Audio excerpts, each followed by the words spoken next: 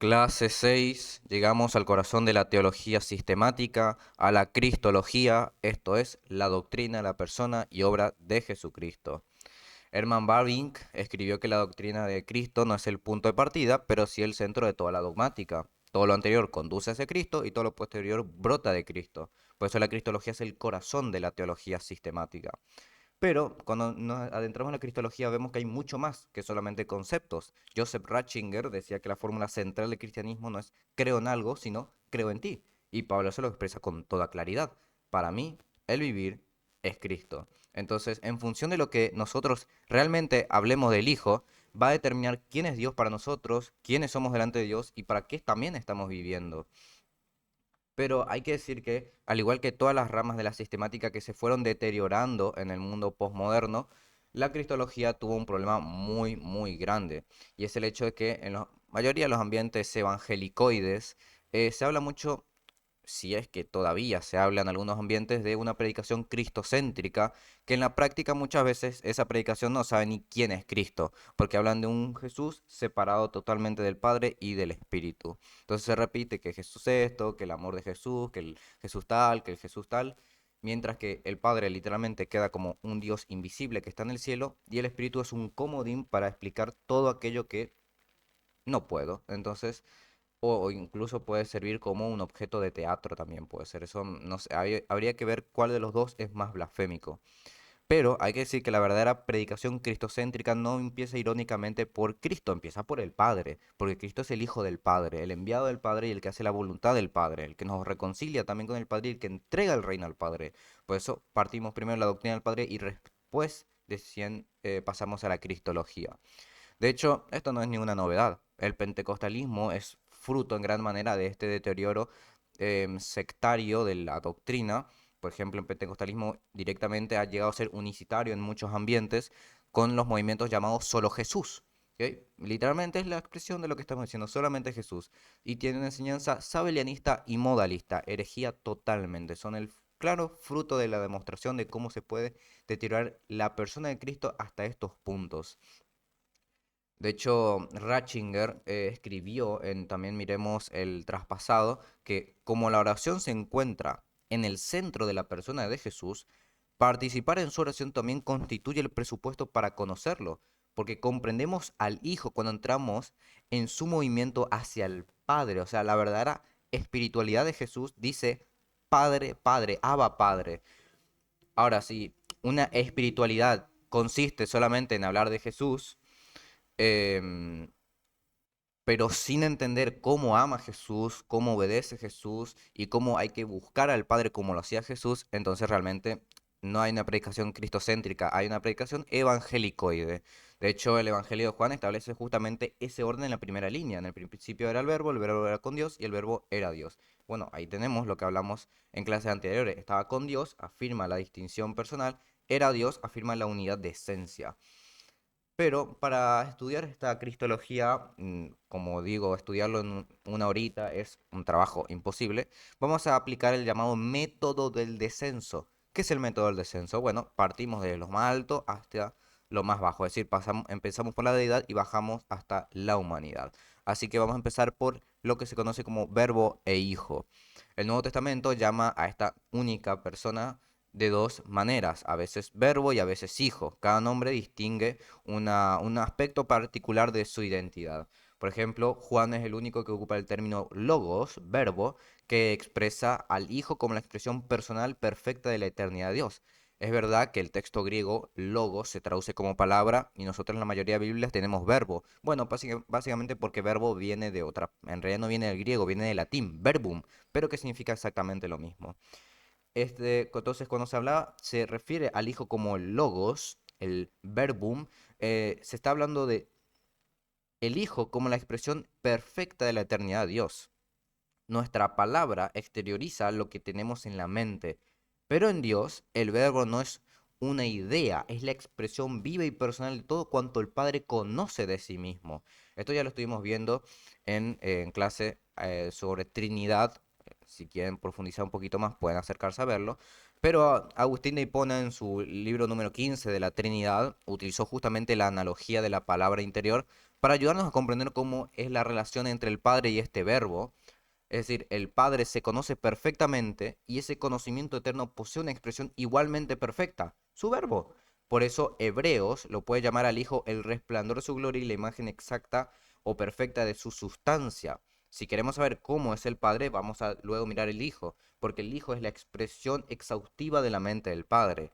Y si vos querés escuchar la mente del Padre, escuchamos directamente al Verbo. Esto determina nuestra relación con la palabra de Cristo. La palabra del Verbo no compite con otra opinión. En ella nos habla justamente la expresión exhaustiva de la verdad del Padre. Recibir a Cristo significa permitir que su palabra nos corrija porque es absolutamente la verdad de Dios. Ahora, cuando vos hablas de el nombre hijo, ya no verbo, hijo, vos estás hablando de la misma persona, pero enfatizando otra cosa. Estás dirigiendo tu mirada hacia su relación personal con el Padre. El Padre nunca existió sin su Hijo y el Hijo nunca comenzó a ser sin el Padre. Entonces, el Padre comunica eternamente al Hijo, la única e indivisible esencia divina, sin sucesión, sin división, sin que el Hijo sea producido una criatura. Esto es una relación eterna de origen que, como vimos en Trinidad, se le llama generación eterna. ¿Ok? El, el engendramiento del Verbo eterno es la consecuencia natural y lógica del propio autoconocimiento que tiene Dios. Ahora, este Hijo eterno, este Verbo eterno que es engendrado eternamente del Padre sin ser creado, asume nuestra humanidad, ¿ok? Al principio era el verbo era con Dios y el verbo era Dios. Pero Juan dice también en el versículo 14 del prólogo, y aquel verbo fue hecho carne, y el verbo se hizo carne. Bien, acá el sujeto de la oración es justamente el verbo eterno, el que estaba con Dios y era Dios, se hizo carne. Bien, ¿qué entendemos acá por carne? Porque a veces carne tiene un diferente significado dependiendo del autor que escribe.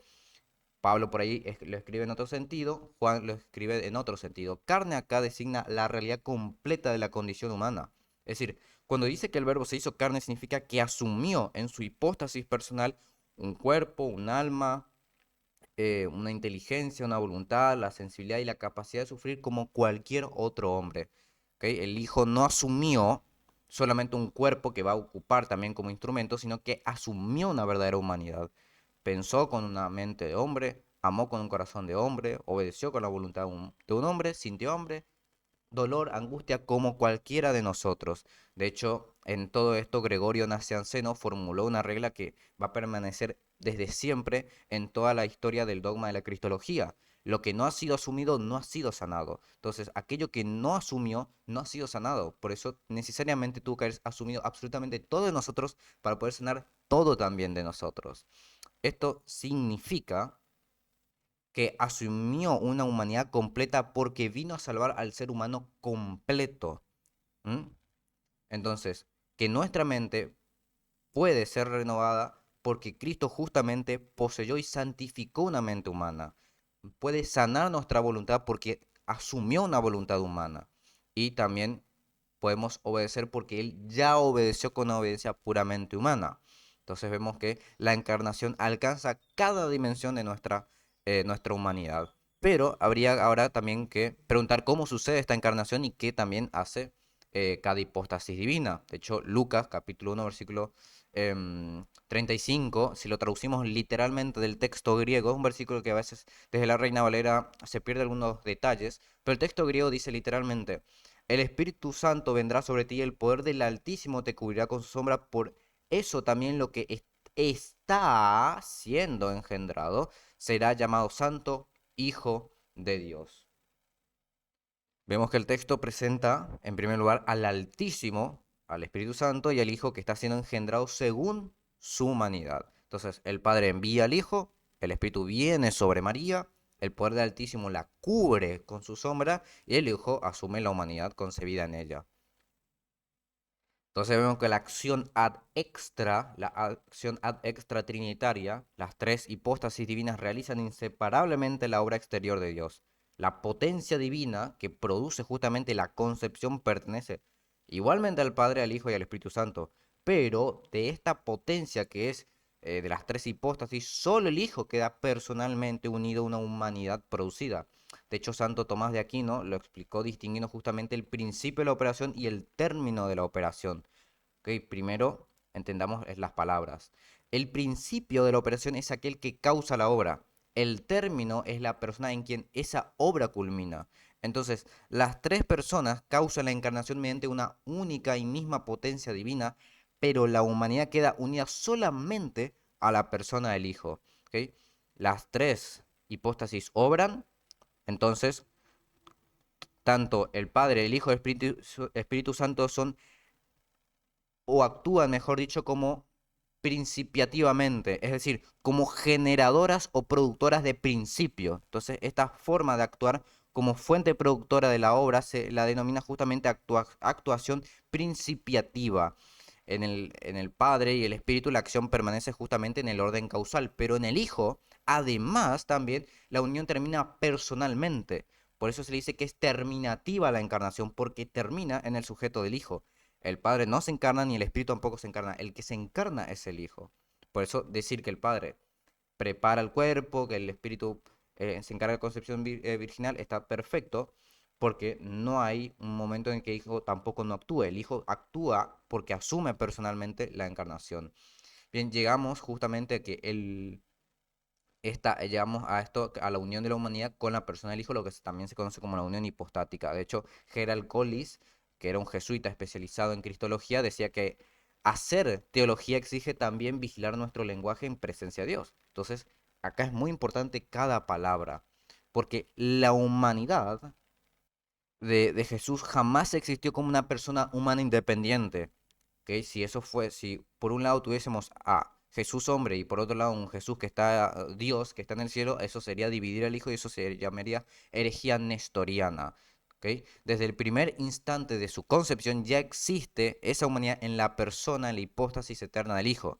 Hay una naturaleza humana completa, pero el sujeto personal que vive y actúa mediante esa humanidad es el Hijo de Dios. Por eso se dice que el sujeto de atribución es el verbo. A esto se le llama técnicamente como en hipóstasis. ¿Ok? No es hipóstasis, es en hipóstasis. ¿Qué quiere decir en hipóstasis? Es la naturaleza humana de Cristo subsiste en la hipóstasis o persona divina del Hijo. Jesús no es la asociación, digamos, de una persona divina con una persona humana, no es tampoco una persona colectiva, es una sola persona, el Hijo eterno, que posee verdaderamente la naturaleza divina y ha asumido verdaderamente la naturaleza humana. Y el que nace de María no es la parte humana de Jesús, ni es la naturaleza humana. Una mujer no pare una abstracción. Pues no vas al hospital y dices, oh, pariste una naturaleza humana. No, paren las mujeres personas. Y lo que pare, sale de María, es el Hijo y es Dios. Por eso se le llama correctamente Madre de Dios, Teotocos, porque quien nace del vientre de María, ¿ok? Justamente es el Hijo eterno. Y el que aprende a caminar no es una naturaleza abstracta, es justamente la persona del Hijo. Entonces todo lo hace una misma persona mediante la naturaleza correspondiente, bien sea humana o bien sea divina. Luego, justamente lo que añade también Lucas en su evangelio es que lo que está siendo engendrado será llamado Santo Hijo de Dios. El versículo habla de la concepción histórica del Hijo según su humanidad, y el Hijo eterno no comienza a ser hijo ni en el vientre de María, ni empieza a ser santo en el vientre de María. El que eternamente es hijo comienza a existir como hombre, pero lo que está justamente siendo engendrado es santo, pero desde su concepción. La santidad de Jesús es inherente en su naturaleza divina. El Hijo es esencialmente santo porque es Dios. En su naturaleza humana es verdaderamente santo desde el primer instante de su existencia humana. Por eso digo que es inherente, inherente, que significa que la santidad pertenece realmente a su humanidad, no es algo que adquiere después, que es imposible que pueda pecar justamente por esto, porque la humanidad subsiste en la persona del Hijo. Su humanidad, que es concebida por el Espíritu Santo, es libre de pecado y de toda concupiscencia, justamente porque subsiste en la persona del Verbo eterno.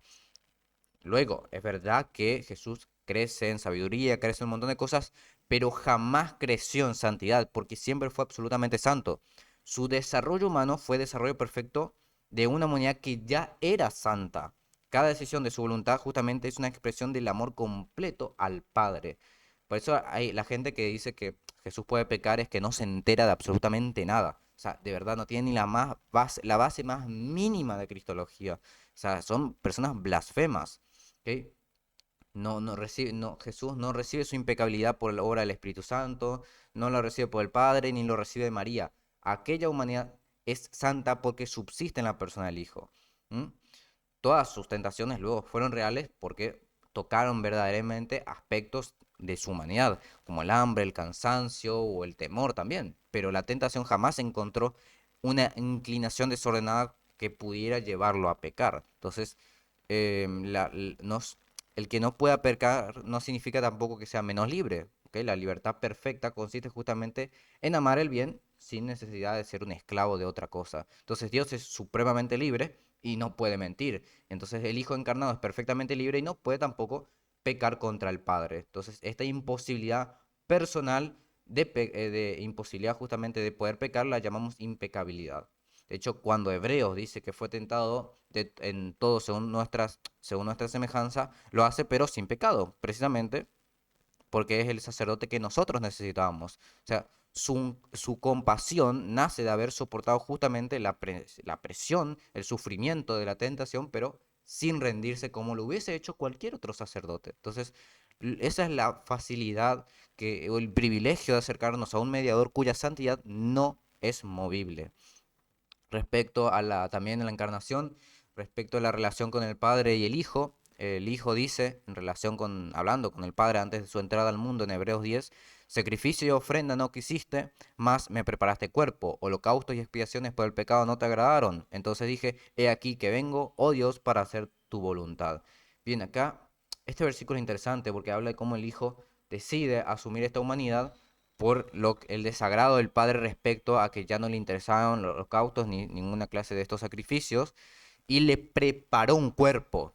Bien, acá hay una cuestión muy interesante de este versículo que es uno de estos casos raros que tenemos en la escritura, y es que el autor de los Hebreos, ¿qué está haciendo acá? El autor de los Hebreos, que yo considero que es Apolos, cita el Salmo 40 siguiendo la tradición antigua de griega del Antiguo Testamento, que es la Septuaginta, ¿ok?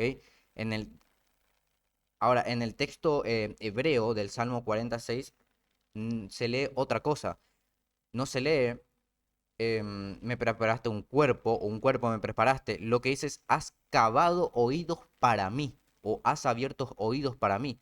Pero en la Septuaginta, si vos buscas ese mismo pasaje, encima que lo enumera en el 35, en el 39:7, no en el 46, se lee, un cuerpo me preparaste. Y Hebreos no está citando desde el hebreo, o sea, Hebreos no está citando desde el texto hebreo masorético, el Salmo, sino está citando directamente al pie de la letra de la Septuaginta. Y uno acá dice, pero este tipo está borracho. O sea, ¿qué tiene que ver me preparaste cuerpo con cavaste oídos para mí? No tiene pareciera que no tiene ninguna clase de sentido. Pero en realidad, si bien es distinto, la cuestión filológica se puede abordar en otra ocasión. Acá hay un semitismo muy interesante, porque el hebreo habla de oídos abiertos, mientras que el griego, la Septuaginta, habla de un cuerpo preparado. La imagen hebrea más o menos estaría queriendo describir a un siervo dispuesto a escuchar y a obedecer, por eso el cavar oídos. La traducción de la Septuaginta extiende esa obediencia más allá del oído, sino a la totalidad de todo el cuerpo. Entonces, el oído abierto se convierte en el cuerpo entero preparado para realizar la voluntad de Dios. Y Hebreos dice, no quiero tomar el texto hebreo, voy a agarrar la Septuaginta y toma la traducción griega del Antiguo Testamento y formula colocándolo justamente en la boca de Cristo. He aquí que vengo para hacer tu voluntad. Entonces, el cuerpo de Cristo es el instrumento humano de su obediencia filial. Y con ese cuerpo va a vivir luego bajo la ley, va a sufrir y va finalmente a ofrecerse. Entonces, el argumento alcanza su conclusión luego en el versículo 10 del capítulo 10. En esa voluntad somos santificados mediante la ofrenda del cuerpo de Jesucristo hecha una vez para siempre. Entonces, el cuerpo preparado por el Padre en el versículo 5 es el cuerpo ofrecido del versículo 10. La encarnación justamente se dirige al sacrificio. Uno de los reformadores más conocidos, Felipe Melanchthon, escribió en su obra de Lucis Comunes, en el año 1521, decía literalmente, conocer a Cristo es conocer sus beneficios. ¿ok? No quiso separar la persona de su obra, sino impedir que la encarnación se convierta justamente en una cuestión especulativa. El Hijo tomó carne para nosotros y el cuerpo preparado se convirtió en nuestra ofrenda, nuestra expiación y en nuestro camino hacia el Padre. Entonces, hablar de cuerpo ofrecido nos permite hablar que cuando Hebreos nos va a introducir directamente al siguiente punto, que es el tema del sacerdocio, que es una de las cosas más importantes. De hecho, el cardenal jesuita Albert Bajons dedicó gran parte de su obra al estudio de la estructura de Hebreos y prácticamente su análisis es que muestra justamente que el centro de la carta de los Hebreos se encuentra en la presencia o en la presentación de Cristo como sumo sacerdote perfecto y también su eficacia definitiva de su sacrificio. Entonces vemos que el sacerdocio no está como una cuestión, no está como para sumarle algo más. Es justamente la forma principal en que Hebreos explica cómo la entrega de Cristo nos conduce hacia Dios. Sería también conveniente, como la epístola a los Hebreos toma muchísimo de Éxodo, de Levítico, de Números de Deuteronomio, sería importante conocer bien ese trasfondo. No tenemos la oportunidad de hacerlo, pero bastaría con que le peguen una leída a Levítico 16 sobre el día de la expiación. Si vemos ahí en la imagen, vemos que el tabernáculo poseía un lugar santo y detrás del velo el lugar santísimo. Hebreos 9 lo describe completamente. Ahora bien, aún el primer pacto tenía ordenanzas de culto y un santuario terrenal, porque el tabernáculo estaba dispuesto así. En la primera parte, llamada el lugar santo, estaba el candelabro, la mesa y los panes de la proposición. Tras el segundo velo estaba la parte del tabernáculo llamada el lugar santísimo, el cual tenía un incenciario de oro y el arca del pacto cubierta de oro por todas partes, en la que estaba una urna de oro que contenía el maná y la vara de Aarón que reverdeció, y las tablas del pacto, y sobre ella los querubines de gloria que cubrían el propiciatorio, de las cuales cosas no se puede ahora hablar en detalle. Y así dispuestas estas cosas, en la primera parte del tabernáculo entran los sacerdotes continuamente para cumplir los oficios del culto, pero en la segunda parte solo el sumo sacerdote una vez al año, ¿no? Sin sangre, la cual ofrece por sí mismo y por los pecados de ignorancia del pueblo, dando el Espíritu Santo a entender con esto que aún no se había manifestado el camino al lugar santísimo, entre tanto que la primera parte del tabernáculo estuviese en pie. Vemos que se habla acá de los lugares de lo que se encontraba en el tabernáculo, que lo describe lo primero que se ofrecía un sacrificio por sus propios pecados, después entraba con la sangre del sacrificio ofrecido por el pueblo y el incienso cubría el propiciatorio y la sangre era presentada ante Dios para realizar esa expiación. Entonces, aquel día también, en el día de la expiación, aparecían los dos machos cabríos. Uno era el sacrificado y sobre el otro se confesaban los pecados del pueblo antes de enviarlo al desierto. Bien, todo este rito que se hacía en el Antiguo Testamento proclamaba que el pecado, en primer lugar, contaminaba, en segundo lugar, que separaba y tercer lugar, que producía muerte. Entonces, el pecador necesitaba un representante, alguien que expíe sus pecados, y el acceso a la presencia santa de Dios exigía justamente eso, expiación. Bien, Hebreos toma toda esa figura y la va a concentrar enteramente en Cristo. Los sacerdotes levíticos necesitaban ofrecer sacrificios por sus propios pecados. De ahí que se dice que porque tal sumo sacerdote nos convenía, santo, inocente, sin mancha, apartado de los pecadores y hecho más sublime en los cielos, que no tiene necesidad cada día, como aquellos sumos sacerdotes, de ofrecer primero sacrificios por sus propios pecados y luego por los del pueblo, porque lo hizo una vez para siempre ofreciéndose a sí mismo. Bien, vemos cómo se hace la clara distinción. Los sacerdotes entraban en un santuario terrenal y Cristo entró en el cielo mismo, es decir, la presencia inmediata de Dios. Ellos, los antiguos sumos sacerdotes, presentaban sangre ajena, Cristo se ofreció a sí mismo. Entonces ellos repetían el rito cada año mientras que Cristo lo realizó una vez y para siempre. Hebreos 9:14 dice que Cristo, mediante el Espíritu Eterno, se ofreció a sí mismo sin mancha. ¿Mm?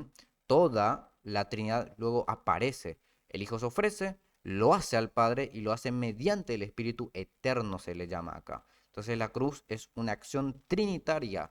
El Padre entrega al Hijo, el Hijo se entrega voluntariamente y el Espíritu sostiene y consagra esa entrega. Cuando Tomás de Aquino escribía que el oficio propio del sacerdote consistía en ser mediador entre Dios y el hombre, comunica justamente al pueblo los dones divinos y presenta delante de Dios las oraciones y los sacrificios del pueblo. Y realiza Cristo perfectamente ambas cosas, como Cristo, o sea, como hijo viene del Padre y nos trae justamente esta vida divina, y como hombre obediente vuelve al Padre llevando consigo también a su pueblo.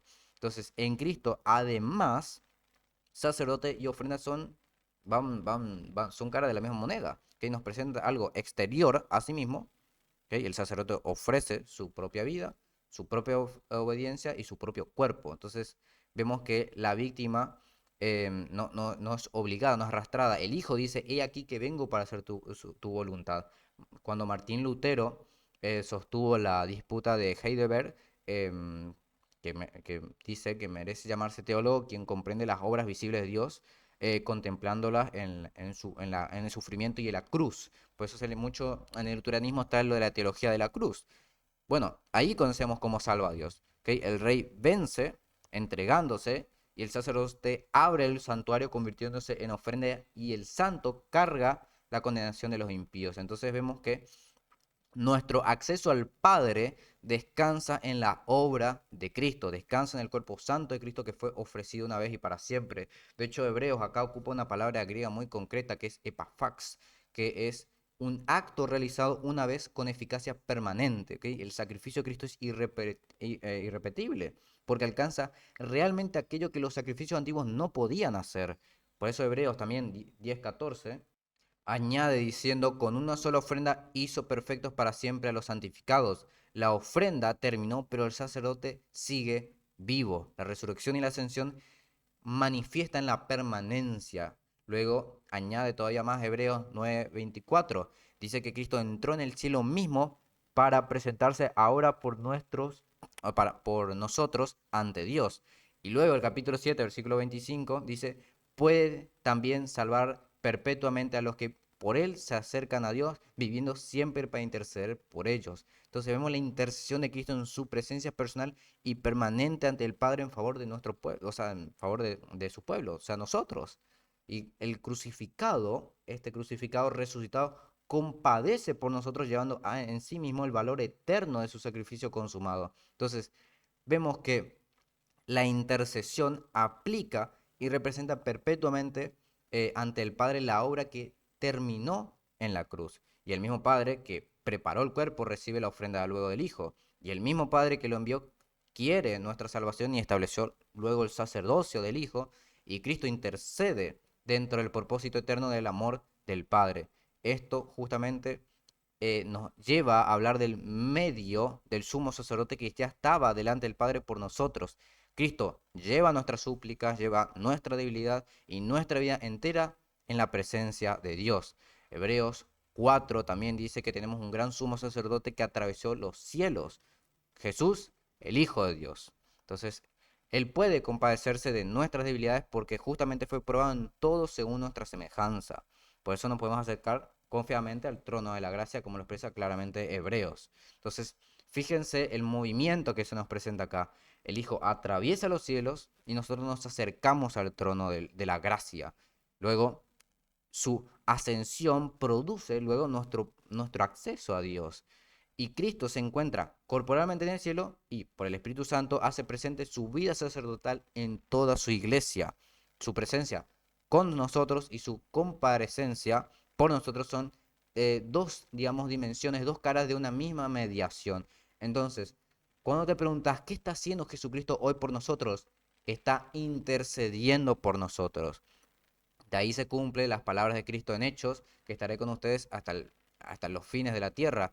No está hablando de otra cosa, sino de la mediación como sumo sacerdote.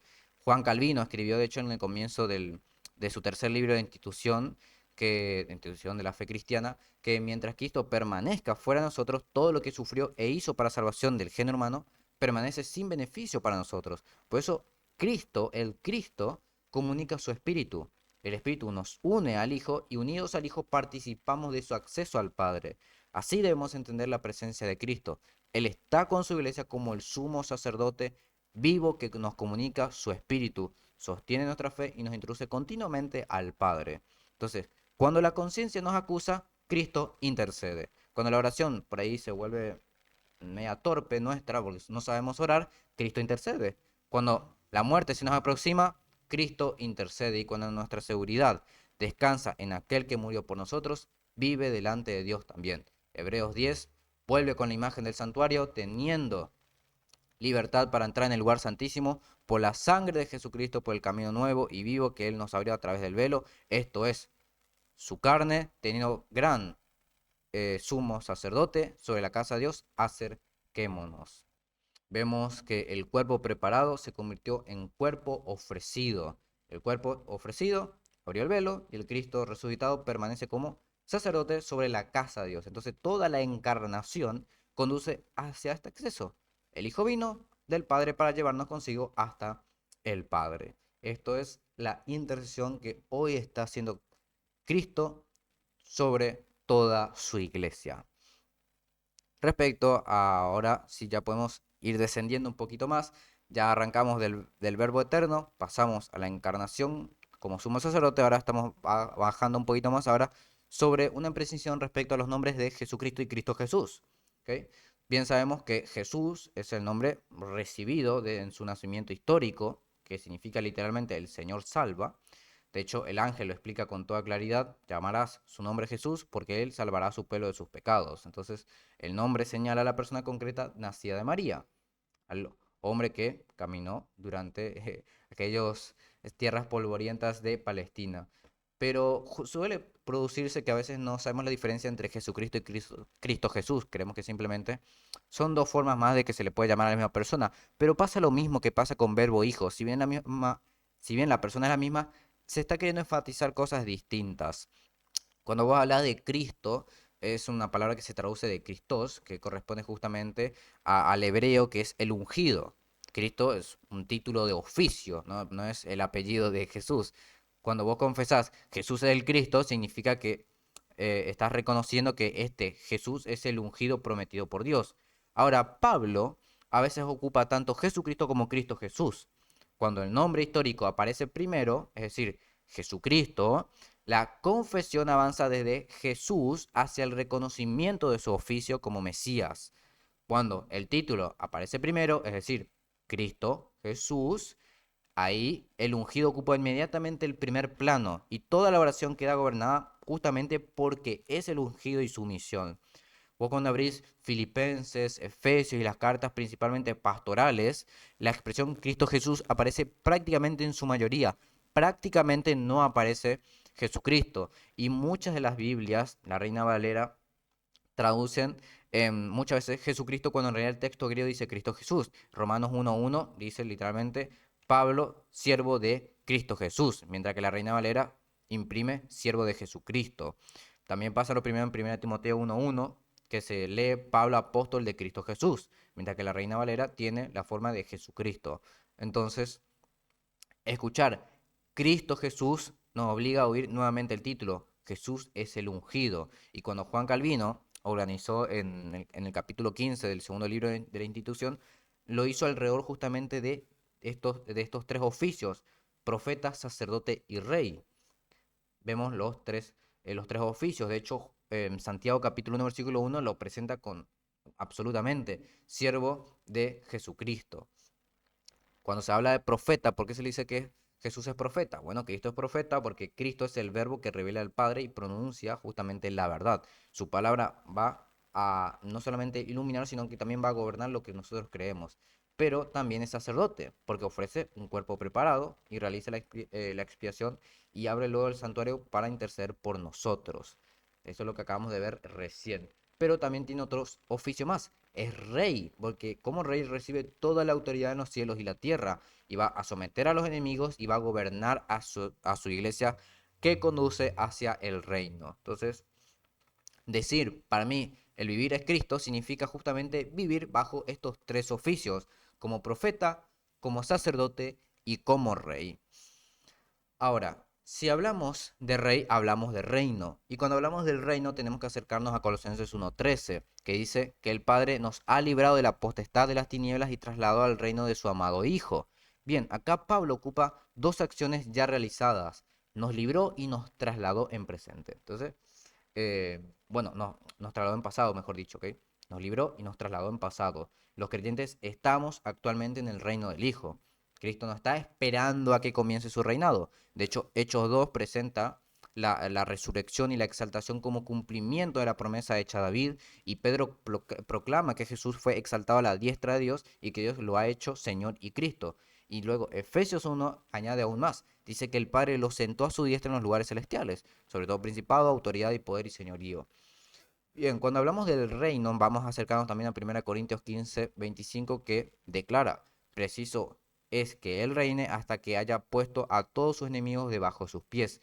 Vemos que el verbo está en presente. Cristo reina ahora y su reino actual tiene una misión, que es someter progresivamente a todos sus enemigos. Entonces, vemos que la existencia de enemigos confirma la actividad de conquistadora que está haciendo hoy el Hijo del reino. Entonces, el último enemigo se está esperando que sea destruido O sea, el último enemigo que será de hecho destruido es la muerte. De hecho, Herman Riverworth señaló que la venida del reino ocupa justamente el centro de la predicación de Jesús y de los apóstoles.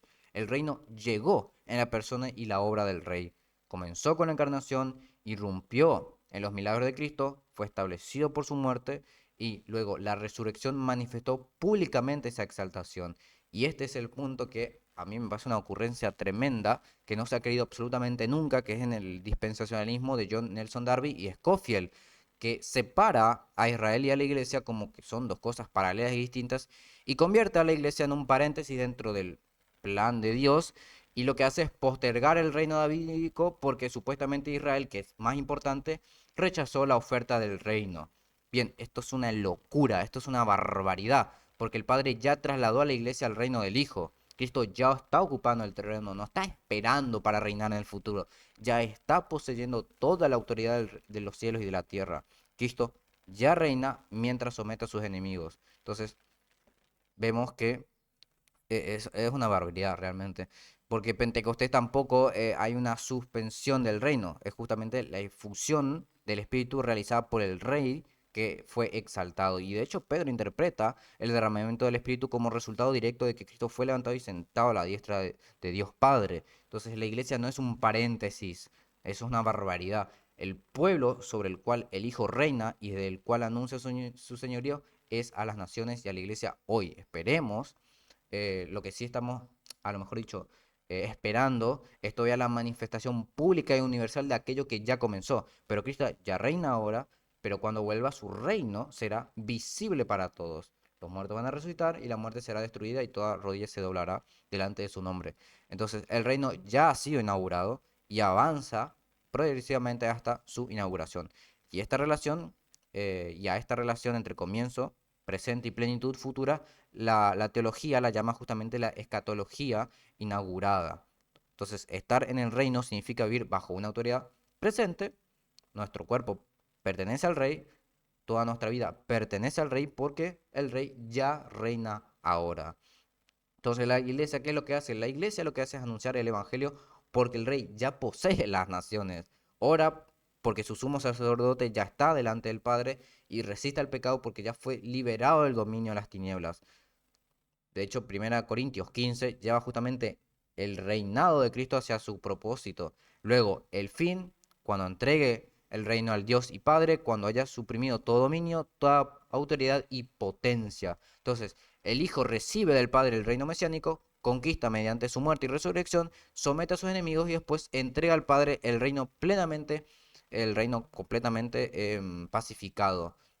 Bueno, cuando el texto dice que el Hijo mismo se sujetará al Padre, habla del cumplimiento de su misión como mediador. Ya no va a estar mediando porque ya no hay nada que mediar. Entonces el Hijo permanece eternamente igual al Padre según su divinidad y continúa reinando eternamente porque Lucas justamente habla de que en el capítulo 1, versículo 33, su reino no tendrá fin. Lo que llega a la meta es la tarea conquistada como reino meditorial. Cristo entrega al Padre una creación que es reconciliada, resucitada y ordenada bajo la autoridad divina para lo que dice 1 Corintios, para que Dios sea todo en todos. Así termina el recorrido donde comenzó. El Hijo viene del Padre, revela al Padre, recibe del Padre el cuerpo preparado, se ofrece al Padre, compadece por nosotros ante el Padre y reina por mandato del Padre y finalmente entrega el reino al Padre.